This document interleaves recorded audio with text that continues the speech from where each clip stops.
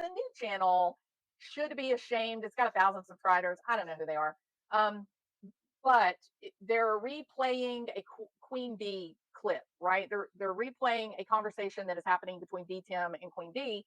And I want to take a listen to it for a few minutes. It's all related to the big dust up that is going on between the whole, I don't really know. I guess Queen Bee's a part of it. Queen Bee, J is for Justice, Cluminati.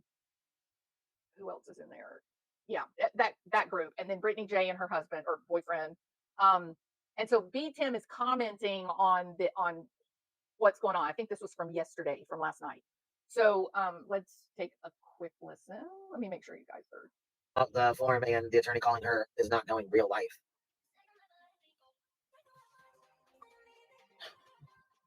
It's not something I would do, but it's not knowing real life, and it's not illegal. So stop trying to say that it's not. I mean, it's not illegal to call and get a fucking consultation with an attorney. Okay, so what Queen Bee is referring to is this.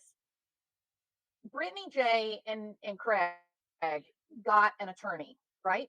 And not only did they get an attorney and they asked for donations from their subscribers to pay the attorney, but somehow I don't even know how, somehow the attorney's name was made public knowledge, public information. So I think it was like one of those slip ups, like with the email. I think someone was reviewing a video of hers and she accidentally showed her email inbox and the attorney had an email there and they picked up the name somehow that way. Anyway, so they got the name of the attorney, and then two or I think it was three people from YouTube called the attorney. They called it literally.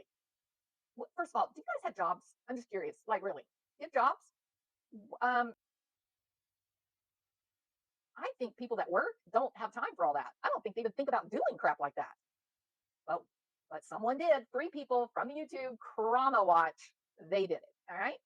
So now all of this comes to light in a big live, a private meeting that was interestingly made public. But that's how it got revealed that this phone call, or three phone calls, were made to this one attorney. And now that has opened up a whole can of worms. Okay, the three phone calls, what was said during the phone calls, and what Brittany J said about her attorney. And now it's just craziness. All right, so that's what they're discussing. Someone, obviously, I don't know who, but someone is saying, oh, it's illegal to call my attorney. That's illegal to call my attorney and pretend to be someone you're not. Yeah, the three people without jobs who called this attorney, they also lied about who they were, about who they are. They literally lied about who they are. They invented a fake persona. And they lied to the attorney and said, we want to hire you. I need to hire you. It's remarkably stupid. All right. Okay, so that's where we're at. And, Queen Bee is saying it's not illegal. It's not illegal to call an attorney and give them just a name that isn't you. It's not illegal to call multiple attorneys and get information. How much do you charge? Do you need a retainer? How long, how many times have you had success with these kind of cases? That's not illegal. A lot of people call attorneys and don't give their real name. But that's what you're talking about, okay? So that's where we are in this little clip. Your attorney should have been smart enough to say, hey, this is conflict of interest. I can't speak to you. So did Aisha. So did John. By the way, I don't know who that is. By the way, I know that Aisha lady is. I just wanted to say this. Alabama mom is actually correct. That that attorney was not supposed to say her name to this lady. You might have gotten your attorney in trouble. Congratulations. I just want to say that. Congratulations, Brittany. You might have gotten your attorney in trouble. Okay, I'm sorry, B10. In trouble for what exactly? What did Brittany J get an attorney in trouble for? The attorney is a legal scholar. I think he knows what he can and can't do, B10. Can we be clear about this? Brittany J did not say these people's legal names. She used their YouTube names, B10. And the reason she used the YouTube names is because the attorney used the YouTube names. All right. So I don't know what it is that you're fainting about, but grab your smelling salts, boy, and calm the hell down, because it was, nobody was violated. Nobody's real name. Nobody was doxxed. There was no violation of attorney-client privilege. They were YouTube handles. Use this and something happened. Yeah, Alabama mama told my attorney she was a creator. I know your name now, Alabama mama. That was pretty stupid. I know your name too, Joe mama, unless it's fake. You've just gotten your attorney in trouble. Congratulations, because you're a dumbass. Continue. And that's another mark of the trauma community, right? They love to call people dumbasses. They love to determine all these people and how they're breaking all these laws. But it's like no one ever wants to stop and look at details. Nobody ever wants to think, maybe we should ask a real attorney about this. No, if you don't use, if I call an attorney, Tim, and I say, hello, my name is Winnie the Pooh, and I'm having a little trouble with my neighbor. I would like to know if I can get in trouble if I tear down the fence between my house and my neighbor's house. Can Winnie the Pooh be prosecuted? The lawyer can talk about Winnie the Pooh all day long, Tim. It's not a violation of anything. Question. One of them question, denied knowing Smooth. me, and the other one admitted they knew me. Question. Does your lawyer consult you with every And that's single new it. prospective Like I client? said, I'm not talking about anything else related to my attorney. Okay, Brittany, you shouldn't have said that you even had an attorney. Why did you say a single word? Why did there have to be a single comment about an attorney? In what way have you been well served by revealing to the trauma community that you've hired an attorney with their money? How did it help you? In what? How? And it wasn't one night.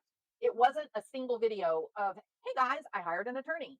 It has been part of an ongoing conversation. And I have zero doubt your attorney said, do not talk about this online. I believe that, my heart and soul. I believe that because I think that is standard from what I can tell. It's standard. You hire an attorney, they tell you, do not talk about this. Do not use my name.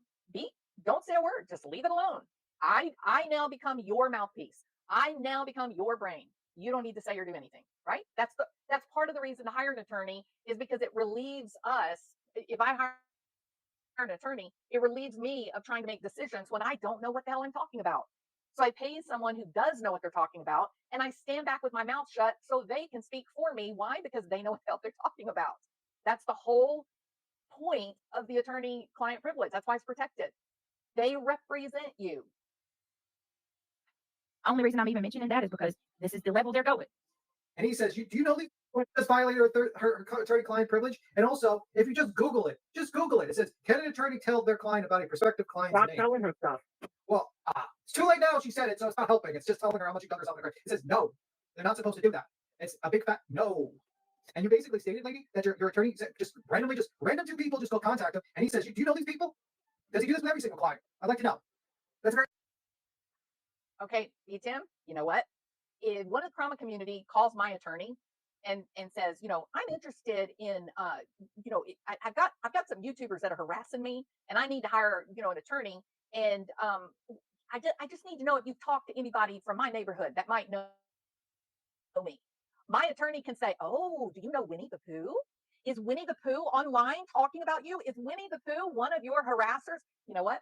An attorney can say that all day long, BTM, coming and going. Yeah, I got a couple of weird phone calls. Seems kind of strange. They coincide with you giving me a retainer about the same time. Let me give you a couple of the names they gave me and let's see if they're part of the group that's harassing you. Have you ever heard of somebody named J is for Justice? Have you heard of anybody named Cluminati? What about Winnie the Pooh? That is not a violation of privacy. That is not, unless it's considered a legal name, right? A specific entity. So please stop. These, Aisha. One of them is named Aisha. How many Aishas are there in the world, BTM? This has reached absurd proportions.